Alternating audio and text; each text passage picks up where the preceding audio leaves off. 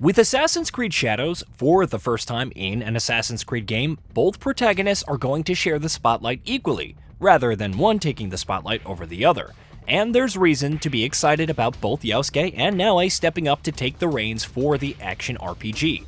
But for multiple reasons, especially for someone like me who has been obsessively playing Assassin's Creed for years, it's the prospect of stepping into Naoe's shoes that has me truly excited. That's not to say that Yasuke isn't shaping up to be an interesting protagonist in and of himself. Even a cursory look at the character is enough to tell you that he's going to be a real fascinating lead. He's the first ever Assassin's Creed protagonist to be based on a real historical figure, while as a samurai of African origin who is fighting in Oda Nobunaga's service, he also boasts quite an intriguing backstory that could pave the way for a captivating arc over the course of the game. To top it off, as the combat-focused bruiser between the two protagonists, he's also surely going to be many players' go-to character, especially if Shadows does well in the combat department. I will crush you in two.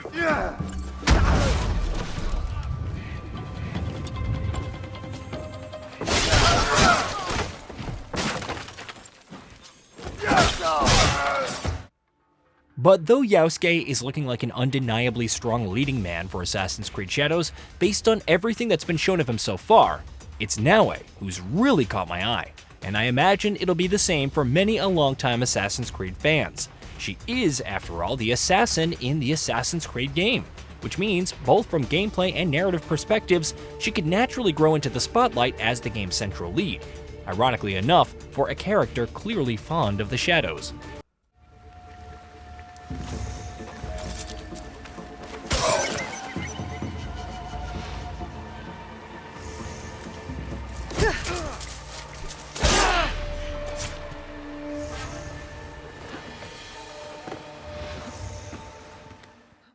It remains to be seen how Naoe's story will tie into the larger Assassins vs Templars plot, or how she will officially find her way into the Assassins Brotherhood, though we do know that she will begin the game as a shinobi already trained in the art of stealth. And if the idea of playing as a badass shinobi who laps about the rooftops of Japan like a lethal feudal version of Batman doesn't excite you, I honestly don't know what will. Conceptually, she's got a lot going on for her right off the bat. And that's without the whole Brotherhood business being thrown into the mix, mind you.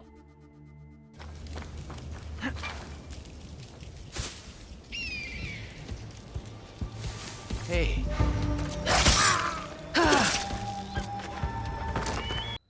As conceptually interesting as she is, Naoe's looking and sounding even more so from a gameplay perspective.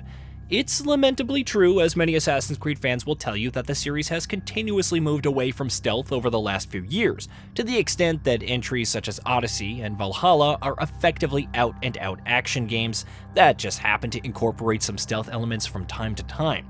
The upcoming Shadows, however, is promising a revision in the stealth department, and it's clear that a lot of that is going to hinge on Naoe.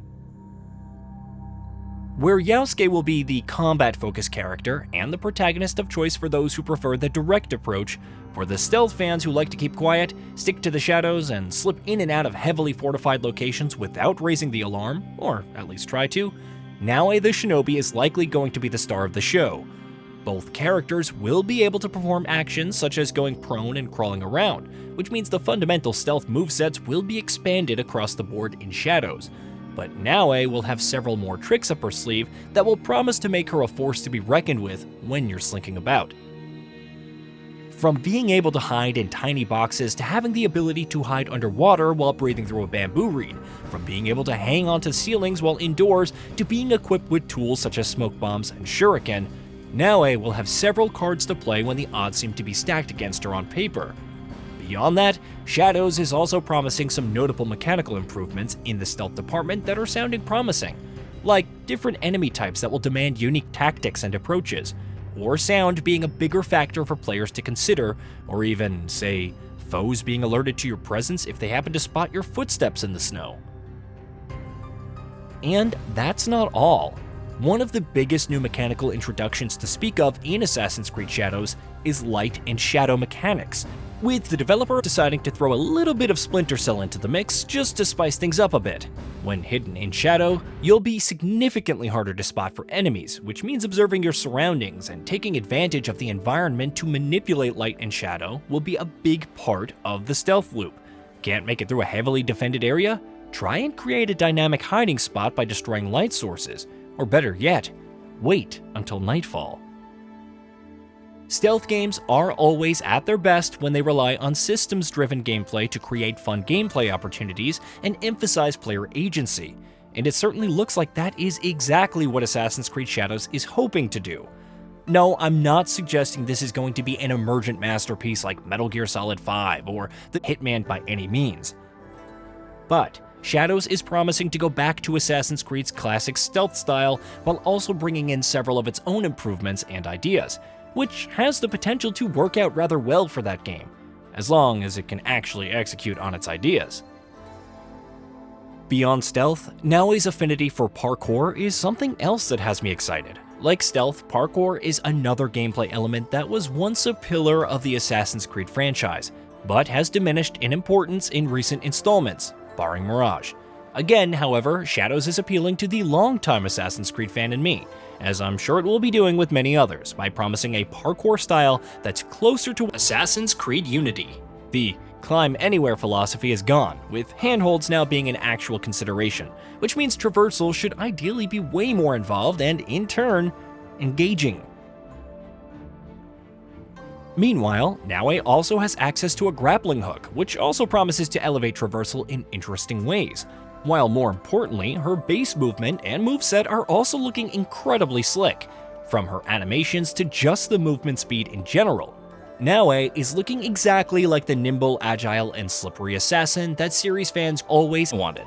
Shadows developers have described her as the fastest assassin in series history, which is an incredibly high bar to live up to, but it's also a salivating promise.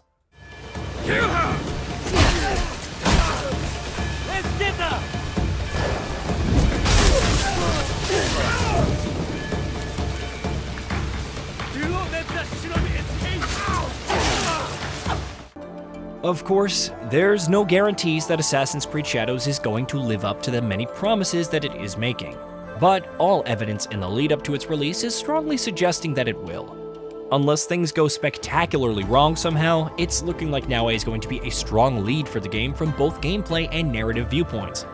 I'm keeping my fingers crossed that my optimism proves to be justified.